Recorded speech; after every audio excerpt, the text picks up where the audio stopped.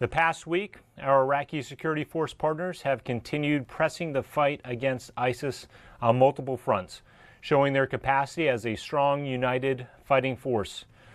In the 2.5 weeks since launching simultaneous operations in Hawija, Sharqat, and West Anbar, the ISF have made steady progress defeating ISIS whilst liberating Iraqi citizens. The Iraqi security forces quickly completed Phase 1 of operations in Hawija and Sharqat, clearing more than 1,300 square kilometers and liberating more than 100 villages. The ISF are conducting security patrols, back clearance operations, and consolidation as part of the continued offensive. For operations in western Anbar province, the town of Anna is already clear of ISIS fighters and IEDs, and operations to back clear nearby Rayhana are underway.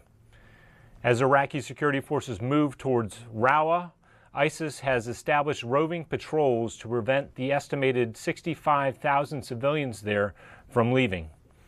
As we have seen too often, ISIS captures and executes those who attempt to flee, evidence of the enemy's deliberate efforts to endanger and trap civilians. The Kurdish independence referendum occurred this week, and while there has been much coverage of this event, the coalition and the ISF have stayed focused on operations to defeat ISIS. Coalition operations out of Erbil, specifically the use of the airport there, have not been affected. Our Iraqi partners have fought a long, bloody war and have sacrificed a great deal to liberate their people and clear terrorists from cities and villages. More than 42,000 square kilometers have been cleared, and more than 4 million people are now free from ISIS control. ISIS is on the run, and we must remain focused on delivering a decisive defeat in their few remaining holdouts in Iraq. While doing that, we must also ensure our partners have the training, equipment, and support to finish ISIS's defeat and prevent their return. Yesterday, ISIS militants conducted 3 attacks near Ramadi in an apparent attempt to distract Iraqi security forces' attention from their successful operations in Hawija and Sharqat. The Anbar police responded quickly and heroically. Their ability to defeat ISIS and restore security is evidence of the significant gains in performance and capability among the ISF over the past 3 years. The Iraqis have the momentum, and there's no doubt about that. In Syria, our partners, the Syrian Democratic Forces, have made clear progress, and we are seeing the terrorist group begin to lose its grip on their self-declared capital in Raqqa. More than 75% of the city is now clear of ISIS, with more than 50 city blocks cleared in the past week. ISIS is trying to control the remaining civilians in the city, holding them hostage as terrorists cling to the final square kilometers they hold. Despite these attempts, the SDF provided safe passage for about 300 civilians seeking refuge from Raqqa this week. The SDF, the Raqqa Civil Council, and the Raqqa Internal Security Force are all working together to screen, move, and provide food and supplies to those in need. They are also attempting to warn of the IED and mine threat throughout the city. Unfortunately, 2 families triggered booby traps this week while returning to their homes after their neighborhoods were cleared of ISIS. Incidents such as these remind us of the treacherous and inhumane tactics ISIS has used, and we call on the world to hold ISIS accountable for the thousands of innocent civilians that have been lost as a result of their inhumane actions and violations of the laws of war. As the SDF moves through the city eliminating ISIS remnants, more than 1,600 trained Raqqa Internal Security Force members stand ready to ensure security after Raqqa is rid of ISIS. In Deir ez-Zor province, the SDF continued deliberate movement towards the Syria-Iraq border and have reached the town of As-Suwar, liberating more than 1,000 square kilometers along the way. The flow of displaced civilians traveling north and west fluctuates from 500 to over 2,000 per day as the fighting in the province intensifies. The SDF prioritizes IDP safe passage to camps in Arashi, Mabruk, and as far away as Ayanisa. Checkpoints along main travelways ensure roads are clear from common criminals as well as ISIS fighters attempting to harm or infiltrate these group of evacuees. On Monday, Russian-backed Syrian regime forces conducted artillery strikes in the vicinity of SDF fighting position northeast of Deir ez-Zor. The SDF immediately reported the impacts in their area and later announced casualties. Coalition officials immediately passed SDF and impact locations to the Russians through the deconfliction line with the intent to inform Syrian regime forces of impacts on or near SDF positions. The coalition and its partners remain committed to the defeat of ISIS, and we will continue to use the deconfliction line as a means to prevent accidental targeting and to ease tensions. The coalition is committed to our SDF partners in their operations against ISIS in Raqqa and Deir ez-Zor province, and we retain the right of self-defense at all times. It is important to remember the singular mission of our combined joint task force is the annihilation of ISIS, and in total across Syria about 2 million people are no longer under ISIS control and more than 44,000 square kilometers have been cleared.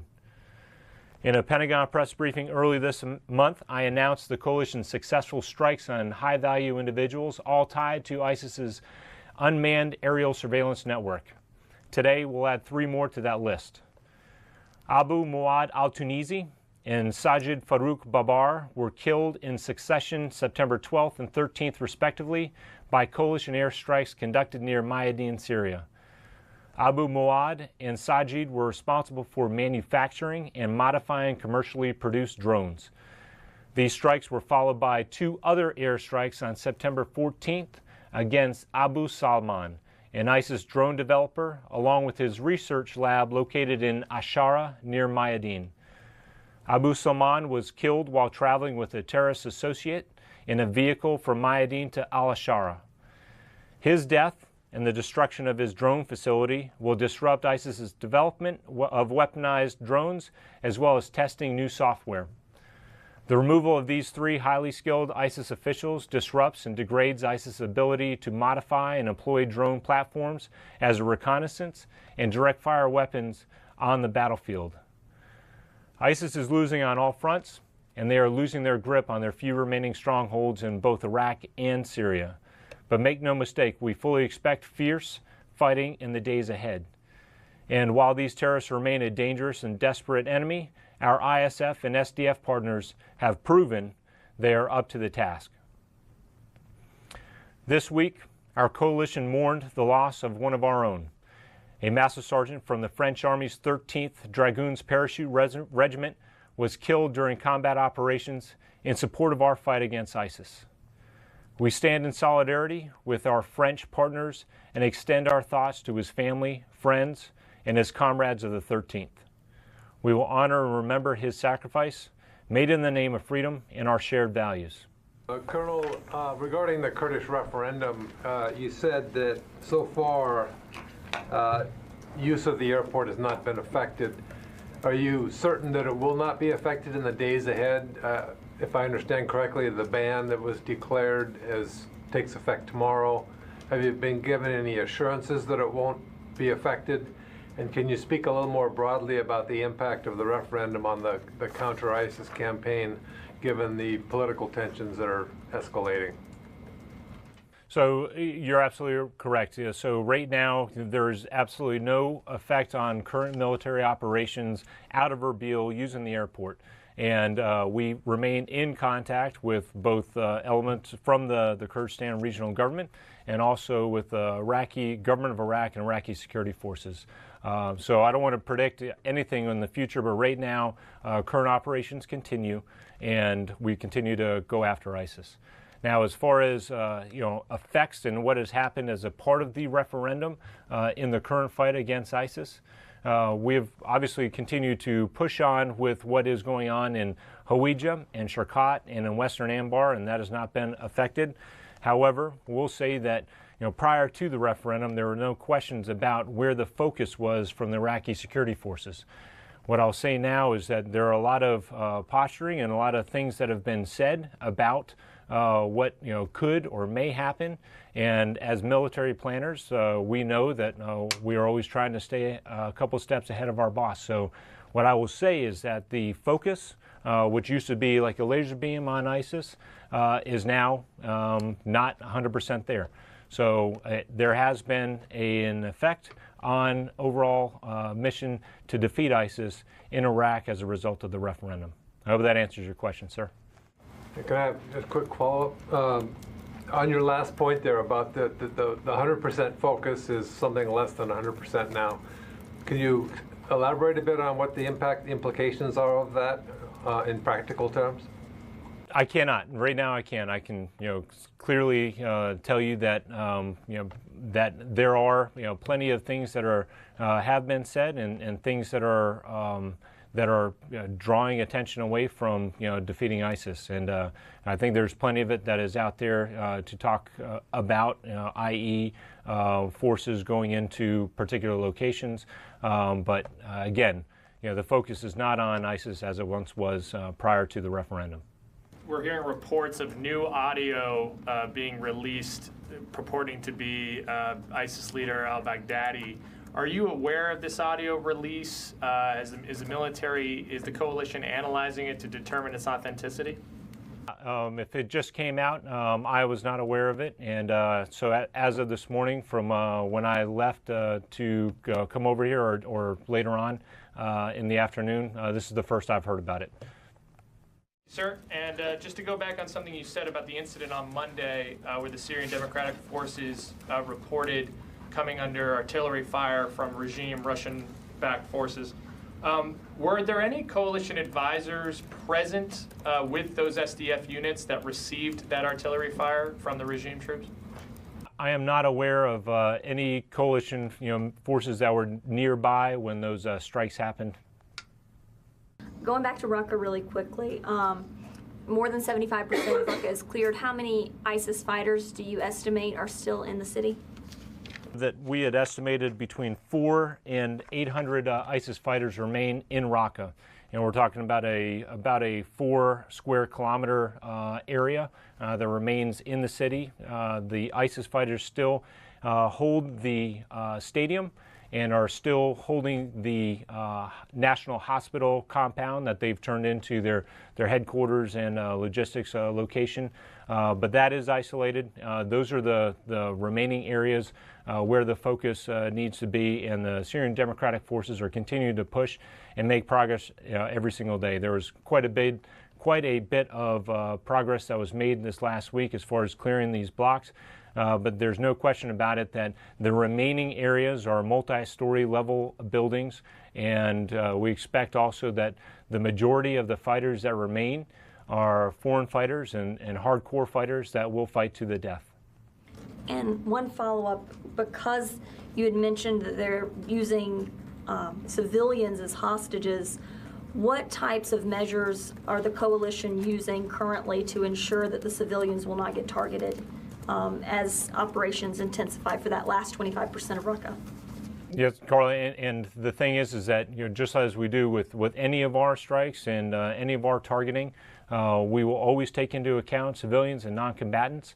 We know the tactics that ISIS has used because we've seen it already. We've seen it in Mosul, and some of the things that they do with traveling with groups of civilians to prevent from being struck, and then also the tactics of gathering and herding people into buildings, welding doors shut. So we are mindful of that. We're keeping an eye on this prior to making strikes. These are also, this is the final remaining area. There's a difference between deliberate strikes and dynamic strikes. So our ability to deliberately watch and look at a smaller area helps us recognize and know where those targets are, and when we can hit them with the right amount of the precision and the right type of munition to minimize any other damage in and around the targets that we want to hit, the legitimate military targets. And I have one last follow-up while I'm thinking about it. Back in March, there was an airstrike in Raqqa that was contested. Human Rights Watch had said that it was a school and civilians were killed. I believe you guys had determined that there were not civilians, that was a building that was being used by ISIS. Human Rights Watch went in July and did some more investigations. Just to confirm, you guys still stand by no civilians were killed in that attack, correct? That is correct, and if it's from the most recent report that came out, that was outside of Raqqa, and I believe it was a place called Mansoura. We did conclude, and through our investigations, that on, I think it was the July 7th civilian casualty report, we determined that there were no civilians present at the time of the strike as we conducted our investigation. When do you think Hawija city is going to be liberated, and is Peshmerga now taking part in support of the fight for Hawija? First off, as I mentioned, the first phase of operations for Hawija and Sharqat went very, very quickly. Their first phase, which the Iraqi security forces predicted would take a week, was complete within the first 72 hours. So they moved very quickly on that. That's not to say that the fighting in the future is not going to be easy. We fully expect it to be difficult. I'm not going to set a timeline, just as with any of our operations on what we're doing to clear ISIS. We have clearly seen that the Iraqi security forces, as we've seen in Tal Afar and in these other locations, Akashat, Ana, Rayana, those have gone very, very well, and we certainly want to keep up that trend and move in that direction. But I'm not going to set a timeline on Hawija. And as far as the Peshmerga and their role in Hawija, they are not playing a direct role, meaning they are not on one of the axes of advance that is attacking into Hawija. But just like we've seen in Tal Afar, they did not play a role in the attacking force. However, they did play a vital role in stopping ISIS that were trying to attempt to flee north from Tal Afar. And they killed several hundred and captured several hundred ISIS fighters as a result. And because of where Hawija is in relation to the Kurdistan defensive line, we see them playing a very similar part in the Hawija operation that they did in Tal Afar. Also, there are some claims that ISIS has been asking ISF to allow them to leave Hawija and then to move to Deir ez-Zor. Is there any kind of information like this come to you? I've not heard of that. I know what the Prime Minister said, and about unconditional surrender. They will either surrender or they will die. And so that is the words that I have heard from the Commander-in-Chief, and I have not heard anything other than that. Very quick follow-up, I'm sorry. And there are some reports that some Russian officers have been abducted by ISIS inside Syria. Is there any kind of cooperation or any kind of support that you extended to Russians to find their officers inside Syria? No, our interaction with the Russians is purely, through the deconfliction line, and that, we've talked quite a bit about that to make sure that we can continue our operations against ISIS. To be clear about Qasim's question, last week you described ongoing coordination between the Iraqi army and the Peshmerga regarding Hawija. That coordination still continues? As far as I know, that does continue, and there was talk about movement of Iraqi security forces between the Kurdistan defensive line so that they can maneuver and get into positions in order to attack Hawija. And as far as I know, those coordinations and that continues. And another question. You described the problem that the referendum has created with a lack of focus on ISIS.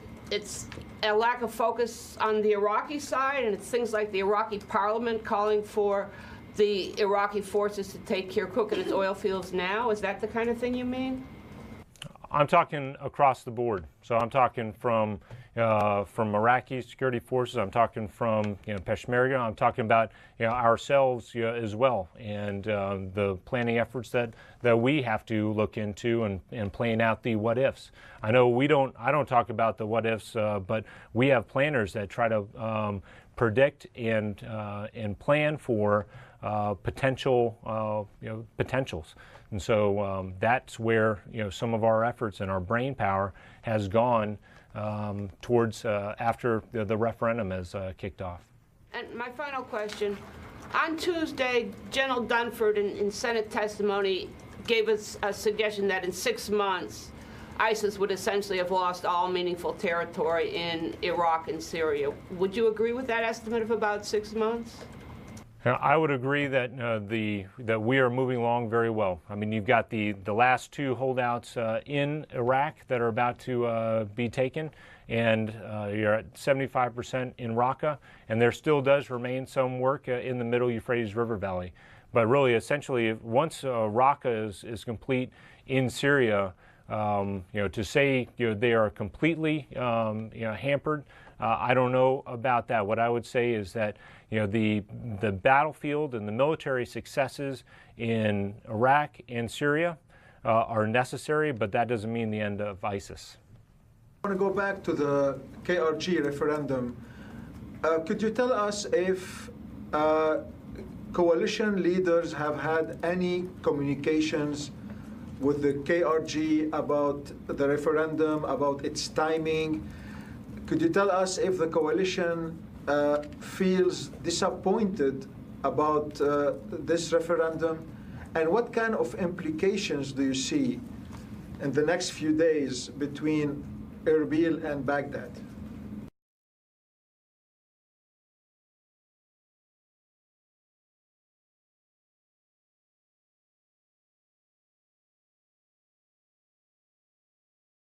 When we talk about coalition, clearly there's been, Special Presidential Envoy McGurk as the global coalition.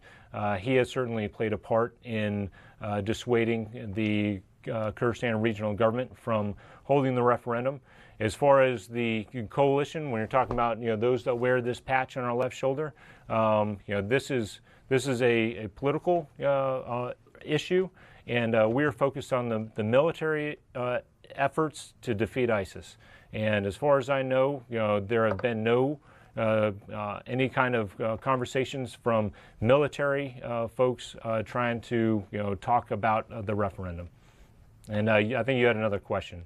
Let me put this question this way: as coalition, as U.S. military on the ground, would you ask Erbil to cooperate with Baghdad?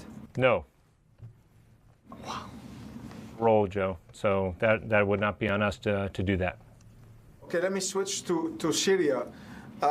Could you give us an update about the deconfliction lines with the Russians?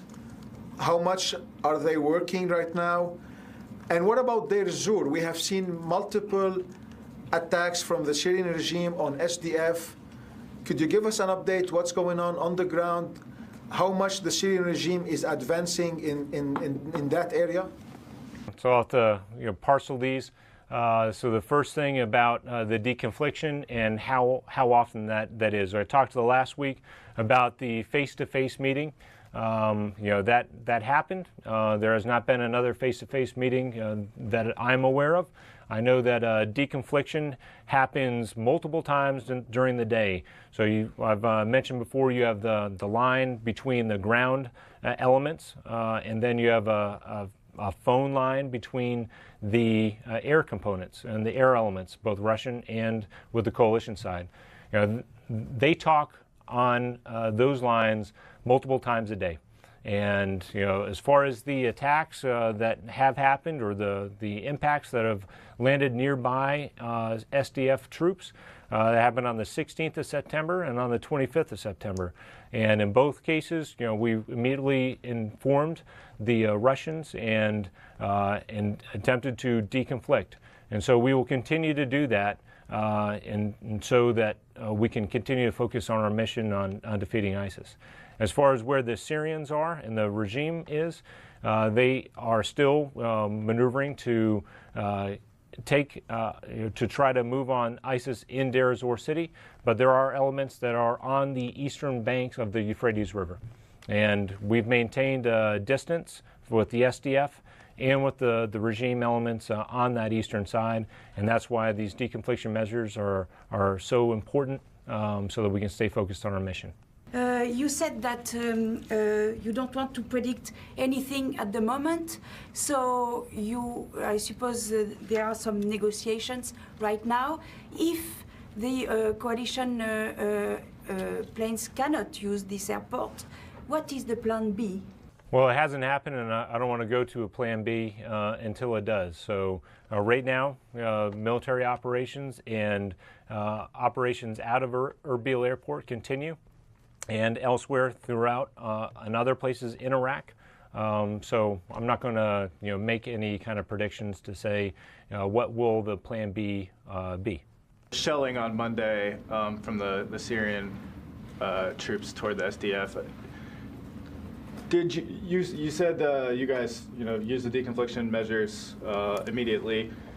Did the shelling stop quickly? Would you say that the deconfliction worked properly? And do you guys assess that it was an accidental targeting of them, or did they intentionally strike the SDF?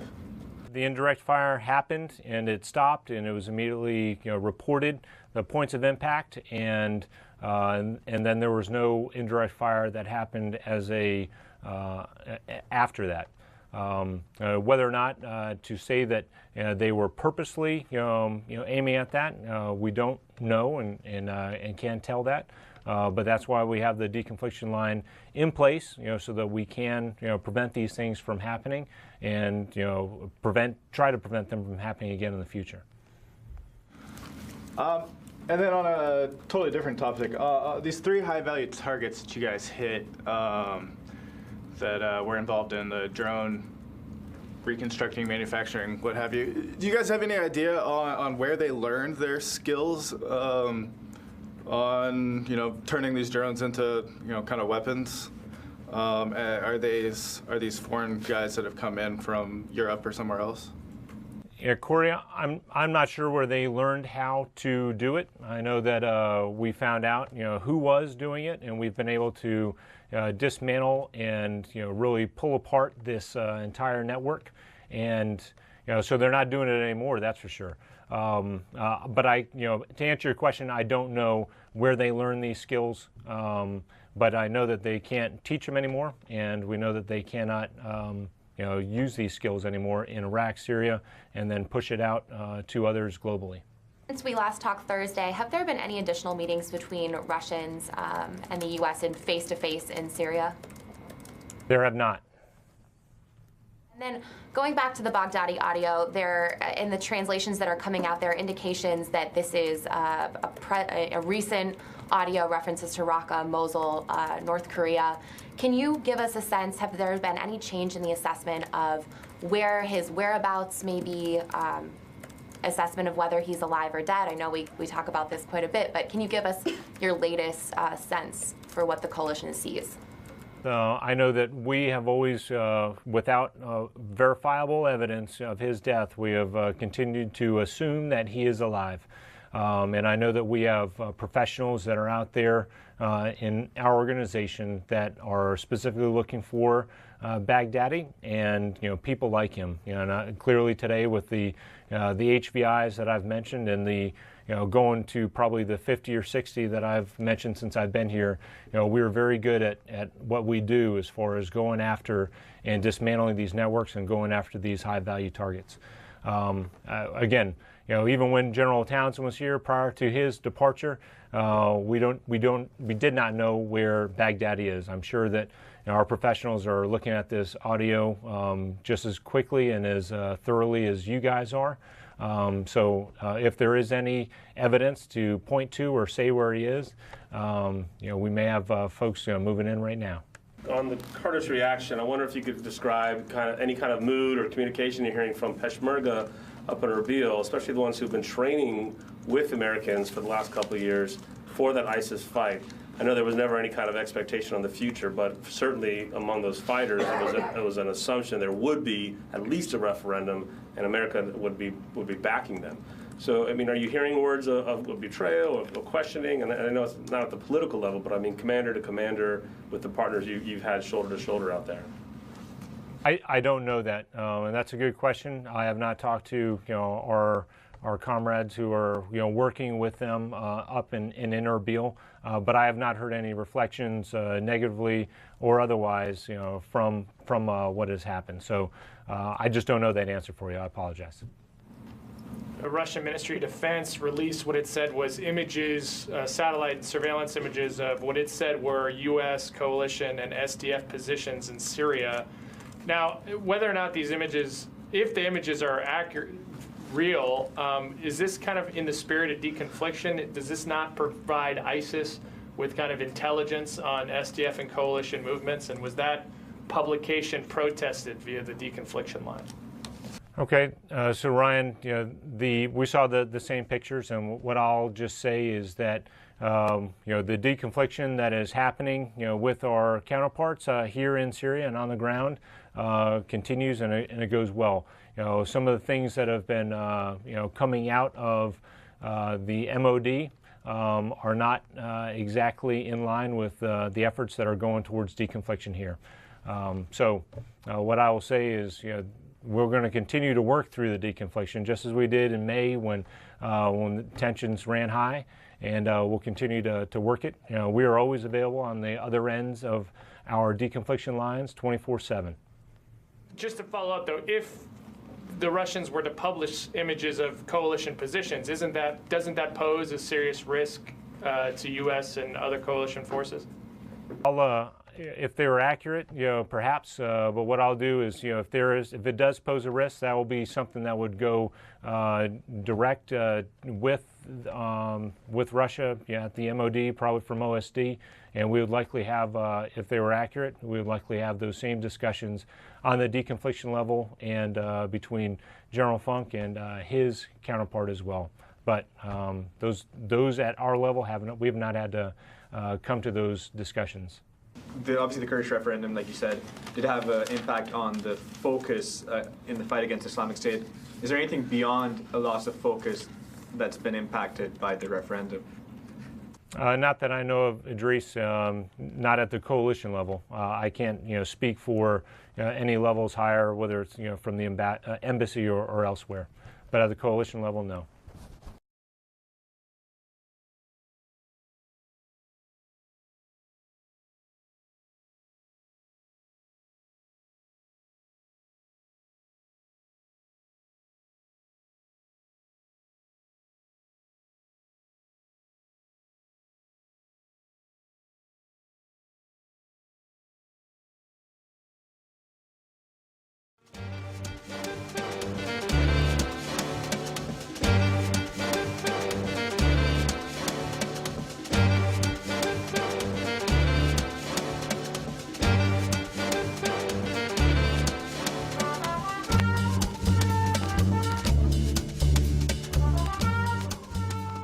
Thank you very much.